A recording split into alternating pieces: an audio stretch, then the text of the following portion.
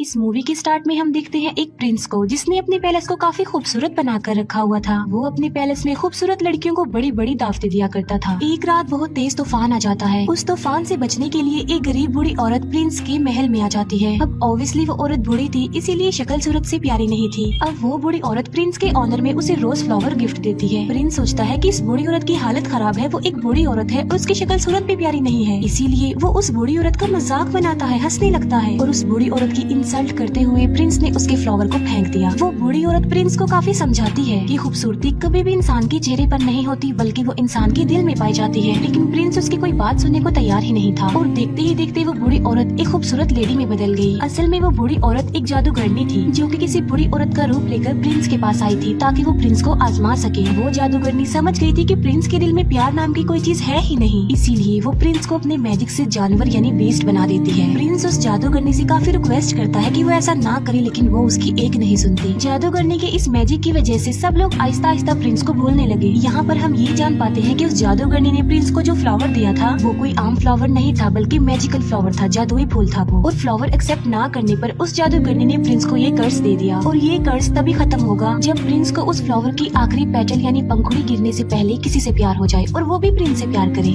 लेकिन आखिरी पंखुड़ी गिरने से पहले अगर प्रिंस से किसी ने प्यार ना किया तो प्रिंस कभी भी इंसान नहीं बन सकेगा दोबारा, बल्कि बेस्ट ही रहेगा वो हमेशा। काफी साल गुजर जाते हैं लेकिन उस पैलेस में कोई भी नहीं आता। फिर हमें पैलेस के करीबी एक गांव में एक लड़की दिखाई जाती है जिसका नाम होता है बेल। बेल को किताबें पढ़ने, स्टोरीज पढ़ने का काफी शौक था। बेल के फादर एक डिजाइनर होते हैं। उसी गांव में एक और लड़का भी रहता है जिसका नाम होता है गैस्टोन। गैस्टोन जो कि बेल से शादी करना चाहता था, लेकिन बेल उसे शादी करना नहीं चाहती थी क्योंकि वो एक प्राउड इंसान था। गैस्टोन बेल से शादी करने के लिए उसे अपना बनाने के लिए काफी स्ट्रगल भी किया करता था, लेकिन उसकी कोशिशें नाकाम ही रहती है। एक दिन बेल के फादर को कहीं पर जाना था। जिस रास्ते से उन्होंने जाना था वो एक जंगल था। बेल के फादर देखते हैं कि उनके रास्ते में तो आग लगी हुई है, लेकिन वहाँ पर एक और रास्ता भी था जहाँ पर वो मुड़ जाते हैं। बेल के फादर अपने घोड़े पर सवार होते हैं, लेकिन तभी उन्हें जंगल से भेड़ियों की आवाज सुनाई देती है और फिर वही भेड़िए उनका पीछा करने लगते हैं। बेल के फादर अपनी जान बचाने के लिए वहाँ से भागते हैं और भागते भागते वो आ जाते हैं बीस्ट के पैलेस के पास। बेल के फादर जब अंदर जाते हैं तब उन्हें वहाँ पर कोई भी दिखाई नहीं देता। हालांकि ऐसा लग रहा था कि पैलेस में कोई रहता है। कैंडल्स भी जल रही थी और टेबल पर खाना भी पड़ा हुआ था। इतना अच्छा खाना देखकर बेल के फादर खाना खाने लगते हैं, लेकिन हम फिर बहुत हैरान कर देने वाली चीज देखते हैं। वहाँ पर जो कप पड़ा होता है वो बेल के फादर से बातें करने लगता है। बेल के फादर समझते हैं कि ये कोई सॉल है जो उन्हें डराने की कोशिश कर रही है, इसीलिए बेल के फादर उसे कहते हैं कि मैं तुमसे नहीं डरता। ये कहकर बेल के फादर वहाँ से भाग जाते हैं। अब यहाँ पर सवाल ये उठता है कि वो कप कैसे बोल पाया। असल में बात ये है कि वहाँ पर यानी पैलेस में जितनी भी चीजें पड़ी हुई थी वो पहले इंसान हुआ करते थे, लेकिन जादूगरनी के कर्ज की वजह से वो सब चीजों में बदल गए। बेल के फादर भागते हुए गार्डन में आ जाते हैं। वो देखते हैं कि वहाँ पर बहुत प्यारे प्यारे फ्लावर लगे हुए हैं। बेल के फादर सोचते हैं कि मेरी बेटी बेल ने अपने लिए फ्लावर मंगवाया था, इसीलिए वहाँ से वो एक फूल तोड़ लेते हैं और तभी वहाँ पर बीस्ट आ जाता है। फ्लावर चोरी करने की पनिशमेंट देने के लिए बीस्ट उन्हें प्रिजनर बना लेता है, लेकिन बेल के फादर का घोड़ा वहाँ से भाग जाता है और वो सीधा अपने घर आता है बेल के पास। बेल जब देखती है कि घोड़ा अकेला आया है, उसके फादर नहीं आए, तो वो फौरन समझ जाती है कि उसके फादर किसी मुसीबत में फंस गए हैं। इसीलिए बेल अपने फादर को ढूंढने के लिए उस घोड़े पर बैठ जाती है। वो घोड़ा बेल को ले आता है पैलेस में और पैलेस में ही बेल के फादर को प्रिजनर बनाकर रखा हुआ था। बेल जब पैलेस के अंदर जाती है तब उसे वहाँ पर कोई भी दिखाई नहीं देता। बेल वहाँ पर काफी आवाजें भी लगाती है, लेकिन उसे आगे से कोई भी रिस्पॉन्स नहीं मिलता।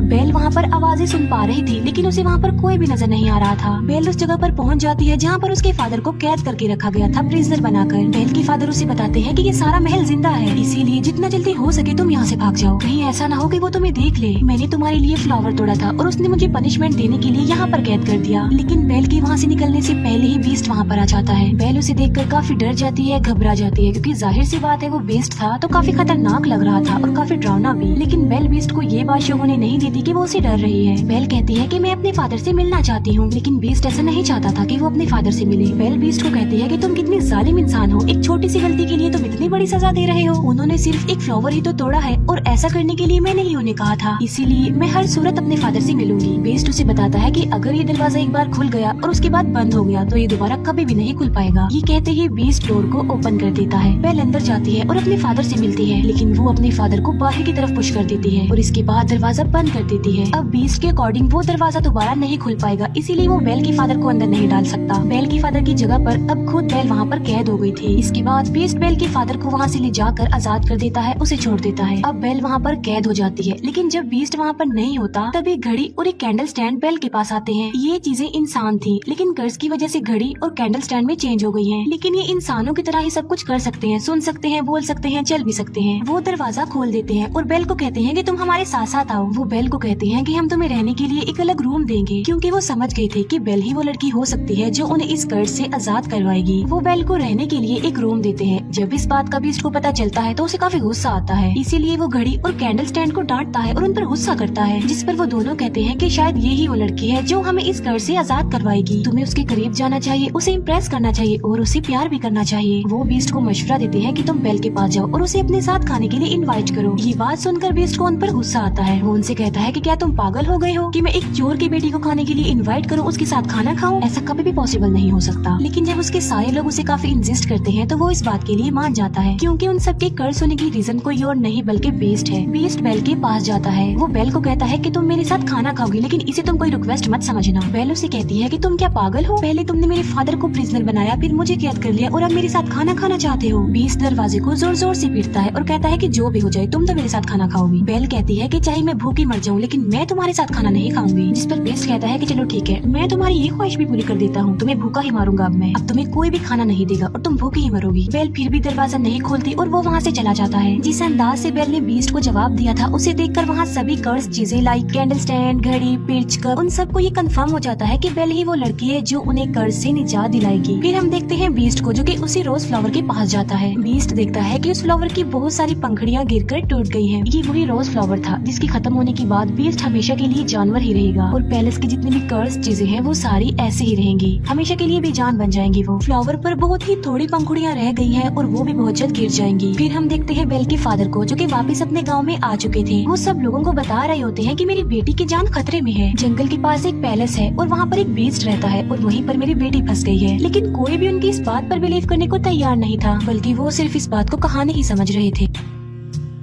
लेकिन गैस्टोन, जो कि बेल से शादी करना चाहता था, वो बेल के फादर को इम्प्रेस करने के लिए कहता है कि मैं तुम्हारी बात पर यकीन करता हूँ, मैं तुम्हारे साथ जाऊंगा तुम्हारी बेटी को बचा लाने के लिए। तब गैस्टोन और उसका एक साथी बेल के फादर के लिए जंगल के रास्ते निकल पड़ते हैं। जिस रास्ते पर बेल के फादर गए थे वो रास्ता इन्हें कहीं पर मिलता ही नहीं है। गैस्टोन को इस बात पर काफी गुस्सा आता है। वो बेल के फादर को कहता है कि तुम्हारा दिमाग खराब हो गया है, कोई बीस्ट नहीं होता। गैस्टोन बेल के फादर को ये भी कह देता है कि मैं तुम्हारी बेटी से प्यार करता हूँ और मैं उससे शादी करूंगा। जिस पर बेल के फादर कहते हैं कि तुम्हारी ये ख्वाहिश कभी भी पूरी नहीं हो सकती। इस बात पर गैस्टोन को काफी गुस्सा आता है। वो बेल के फादर के हाथ पांव बांध देता है और उन्हें एक ट्री के नीचे मरने के लिए छोड़कर वहाँ से चला जाता है, क्योंकि वो भेड़ियों का इलाका था और भेड़िए उन्हें मारकर खा लेंगे। फिर हम एक लेडी को देखते हैं जिसे उसके गांव से निकाल दिया गया था और उसका नाम था अगथा। अगथा बेल के फादर की जान बचा लेती है और उन्हें आजाद कर देती है। पैलेस में हम बेल को देखते हैं, जो कि उसी रोज फ्लावर के पास आ जाती है। बेल उस फ्लावर को भी टच करने ही वाली होती है कि वहाँ पर आ जाता है बीस्ट। बीस्ट उसे कहता है कि तुम्हें अंदाजा नहीं कि तुम अभी क्या करने वाली थी, अभी हम सब के सब मारे जाते हैं। बीस्ट गुस्से में आकर बेल से कहता है कि चली जाओ यहाँ से। तब बेल रोते हुए वहाँ से भागकर चली जाती है। घोड़े पर बैठकर जब बेल जंगल पार कर रही होती है तो वहाँ पर बहुत सारे भेड़िए आकर बेल को चारों तरफ से घेर लेते हैं। लेकिन इससे पहले कि वो भेड़िए बेल को कोई नुकसान पहुँचाते, वहाँ पर बीस्ट आ जाता है। वो उन भेड़ियों का काफी मुकाबला करता है, उन्हें काफी मारता है। बीस्ट उन सब भेड़ियों को वहाँ से मार भगाता है, लेकिन इस लड़ाई के दौरान वो खुद भी इंजर्ड हो जाता है। बेल अभी घोड़े पर बैठकर वहाँ से जाने ही वाली होती है तो वो देखती है कि बीस्ट जमीन पर गिर गया है, क्योंकि वो काफी इंजर्ड है, उसकी हालत काफी खराब हो गई है। अब क्योंकि बीस्ट ने बेल की जान बचाई थी, उसे नई जिंदगी दी थी, इसीलिए बेल वहाँ से जाने की बजाय उसके पास आ जाती है। बेल उससे कहती है कि मैं तुम्हें उठा नहीं सकती, इसीलिए तुम्हें हिम्मत करके खुद ही उठना होगा। बड़ी मुश्किल से हिम्मत करते हुए बीस्ट खड़ा हो जाता है। बेल उसे अपने साथ घोड़े पर बिठाकर पैलेस में वापस ले आती है। बेल एक बार फिर से वापस उसी पैलेस में आ गई थी। पैलेस की सारी कर्ज चीजें बेल को देखकर काफी खुश हो जाती है, क्योंकि वो चाहते थे कि बेल यही रहे इसी पैलेस में। बेल और बीस्ट को एक दूसरे से प्यार हो जाए, जिसकी वजह से कर्ज खत्म हो जाए और सब कुछ नॉर्मल हो जाए। वो चीजें बेल को सारी स्टोरी नहीं बताती, ना ये बताते हैं कि वो इस कर्ज से कैसे आजाद होंगे, बल्कि सिर्फ ये बताते हैं कि जब उस फ्लावर की आखिरी पंखुड़ी गिर जाएगी हम सब ऐसे ही रह जाएंगे और बीस्ट भी हमेशा के लिए बीस्ट ही रह जाएगा। बेल बीस्ट को बैंडेज लगाती है। बेल जब बीस्ट के पास होती है तो वो एक शेर पढ़ती है, क्योंकि बेल का इंटरेस्ट बुक में, स्टोरी में और पोएट्री में बहुत ज्यादा था, लेकिन उस शेर को बीस्ट कंप्लीट करता है। ये बात बेल को काफी हैरान कर देती है। बेल उससे पूछती है कि क्या तुम भी पोएट्री पढ़ते रहते हो? बीस्ट कहता है कि मैं लव स्टोरी, प्यार, मोहब्बत, इनकी पोएट्री नहीं पढ़ता, बल्कि मैंने बहुत ज्यादा बुक्स पढ़ी हुई है, बहुत ज्यादा पोएट्री के बारे में जानता हूँ। इस पर बेल कहती है कि मुझे तो प्यार मोहब्बत की बातें, प्यार मोहब्बत की कहानियाँ बहुत पसंद है। जिस पर बीस्ट कहता है कि तुम्हारी शक्ल देखकर ऐसा लगता है कि तुम्हें प्यार मोहब्बत में बहुत इंटरेस्ट है। अगर तुम कुछ पढ़ना ही चाहती हो तो कुछ अच्छा पढ़ो। फिर बीस्ट बेल को अपने साथ अपनी लाइब्रेरी में लेकर जाता है, जो कि काफी बड़ी थी। वहाँ पर बहुत ज्यादा बुक्स थी। बेल उन बुक्स को देखकर काफी शॉक्ड भी रह जाती है और काफी खुश भी हो जाती है, क्योंकि गाँव में पढ़ने के लिए उसे कोई भी बुक नहीं मिलती थी और यहाँ पर तो उसे इतनी सारी बुक्स मिल गई है। बीस्ट कहता है कि अगर तुम चाहती हो तो हमारे साथ यहाँ पर रह सकती हो। ये बात बेल को काफी खुश कर देती है। फिर वक्त के साथ साथ एक दूसरे के साथ काफी टाइम गुजारने लगे। इन दोनों की दोस्ती हो गई। वो एक दूसरे के काफी करीब आ गए। एक दूसरे की लाइक्स डिसलाइक्स उन्हें पता भी चल गए। दोनों साथ मिलकर खाना भी खाते थे। फिर बीस्ट बेल को गाना भी गाकर सुनाता है और बीस्ट बेल को एक बुक भी दिखाता है, जो कि एक जादुई बुक थी। वो कहता है कि ये बुक मुझे किसी जादूगरनी ने दी थी और इस किताब की मदद से हम लाइफ के किसी भी टाइम में जा सकते हैं। लाइक हम पास्ट टाइम में जा सकते हैं, फ्यूचर टाइम में जा सकते हैं। बेल उस टाइम में जाना चाहती थी जब वो अपनी मदर से आखिरी बार मिली थी। बेल जब उस टाइम में जाती है तब उसे पता चलता है कि उसकी मदर को एक इन्फेक्शन हो गया था। इसीलिए बेल की मदर ने बेल के फादर को कहा था कि तुम बेल को लेकर हमेशा के लिए यहाँ से चले जाओ, ताकि मेरी बेटी को भी ये इन्फेक्शन न लग जाए।